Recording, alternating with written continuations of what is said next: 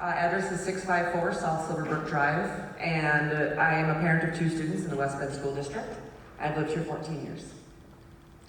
Thank you for giving us the opportunity to voice our concerns with you tonight. There's something that doesn't sit well with me. West Bend School District has a curriculum called Social and Emotional Learning, or SEL. When speaking with people within the district about it, SEL sounds like a wonderful thing. One idea being teaching children how to recognize and manage emotions. How awesome, right? Who doesn't want their kid to learn about that? We all want our kids to be the best they can be. But there's something else I found. West Bend School District has listed a particular website promoting SEL in the schools called castle.org. This is a website West Bend School District has sent to parents to use as a resource to learn more about SEL. And within 5 minutes of exploring the website, I stumbled across what SEL also is. Let me read you some quotes. We are committed to highlighting the potential and urgency of leveraging SEL to promote educational equity and excellence, end quote. Okay, I see the word equity, meaning things are just and fair. But who gets to determine what's just and fair? Do you? Do I? These terms are subjective and often disagreed upon. From my perspective, equity means everyone gets the same outcome no matter the effort put in. Equality means you earn the outcome based on the effort you put in. Another quote, transformative SEL represents an as-yet underutilized approach that SEL researchers and practitioners can use if they seek to effectively address issues such as power, privilege, prejudice, discrimination, social justice, empowerment, and self-determination, end quote. While these terms may seem reasonable, there are also terms very closely linked to critical race theory, which has been banned in other schools. This also does not sound like the definition of SEL that Badger Middle School used to explain it to parents. These are just a few examples I found on castle.org. There are so many more, but I only have 3 minutes. They all need to be investigated not just by parents, but by the board as well. And do you see my issue here?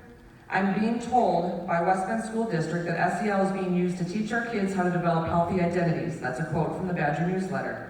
But when I go to the school-approved and suggested website called castle.org, it is telling me a very different story. I'm here to inform you of this disparity and to gain your partnership and participation in identifying and eliminating the elements of critical race theory that exist in the current SEL curriculum today. We are requesting that the board add the SEL curriculum to the agenda for the next meeting for discussion and possible action. I also want to say thank you for starting the school year off mask optional. Mask optional is how it should stay all year. Thank you for your time. Good evening. My name is Jody Dean, and I've been a resident of the West Bend. One moment, Jody. I've been a resident of the West Bend for 25 years. My husband and I raised 3 daughters who went to the high school. As a candidate for school board twice, I have been paying close attention to what is happening in our school district. I became aware of possible issues concerning critical race theory through an announcement by Laura Jackson in May that the teachers would be trained in diversity, equity, and inclusion over the summer. With the help of others, we had a meeting with our superintendent of schools, Jen Wimmer, and the director of curriculum and learning, Laura Jackson, and submitted a request for records regarding teacher training since 2018. Jen has been very helpful in responding to our request. Accordingly, we uncovered multiple anti-racism trainings for staff, of which I will briefly name a few. Number 1, critical conscious leadership.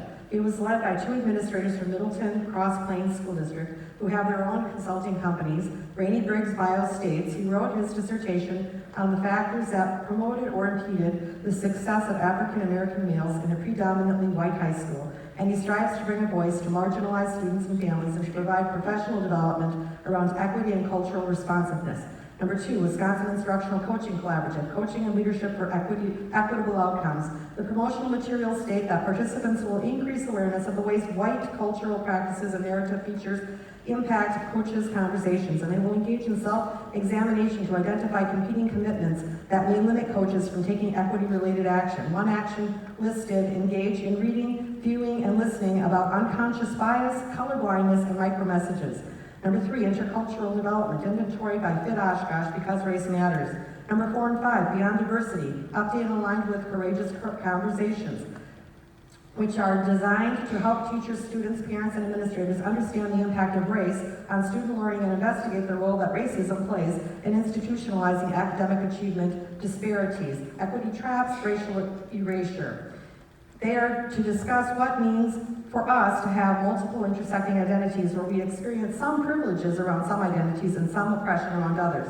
This is not fact-based academics, of which I support, including Black history.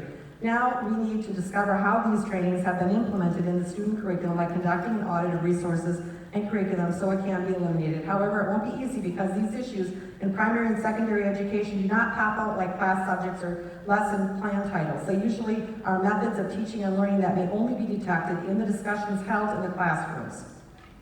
Germantown and other school districts throughout the state are facing similar issues. Germantown recently adopted language that is now part of their policies and handbooks. I have included a copy of the language in hopes that West Bend could do the same. Regarding masks, I have sent several informative links to the school board as well as Jen and Laura on the harms of mask mandates. I believe they should continue to be optional. Our school district already had its own successful trial from the end of last school year and throughout summer school, and to my knowledge, it did not lead to any problems. Let everyone choose. If you want to wear a mask and it's going to help you, you believe it's going to help you, then wear one, but please let everyone else choose. Thank you.